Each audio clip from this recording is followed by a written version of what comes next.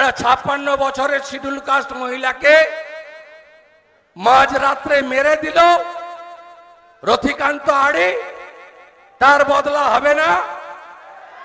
তার ছেলেকেও মেরেছে বিজেপি কার্যকর্তা সঞ্জয় আড়ি। আমি কলকাতার প্রাইভেট হসপিটালে ভর্তি করেছি, 2টোর সময় ঘটনা। আমি ভোর 4টে থেকে সারা রাত্রি না ঘুমিয়ে মনিটরিং করে 7টার মধ্যে সঞ্জয়কে ভর্তি করিয়ে দিয়েছি কলকাতার হসপিটালে। বদলা নেবেন না? ভোট খুব সুন্দর হবে।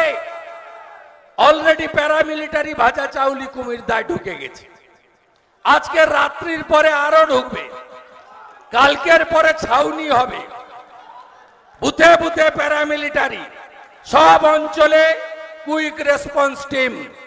একটিও গুন্ডামি করলে লাঠৌষধ রেডি আছে, লাঠৌষধ রেডি আছে। আমি সেদিনকে কেশপুরে আমাকে আটকে ছিল, আমি নিজে দাঁড়িয়ে থেকে হাঁটিয়েছি ওদেরকে, কুকুরের মতো পালিয়েছে। আমাকে একজন ফোন করলো, আমি তখন দুর্মুট পেরোচ্ছি যে লাবণ্য বাজারে গোটা কতক চোরামূল নাকি দাঁড়িয়ে আছে। আমি গাড়ির কাঁচটা নামিয়ে দেখলাম সব পয়াকারে পালিয়ে গেছে।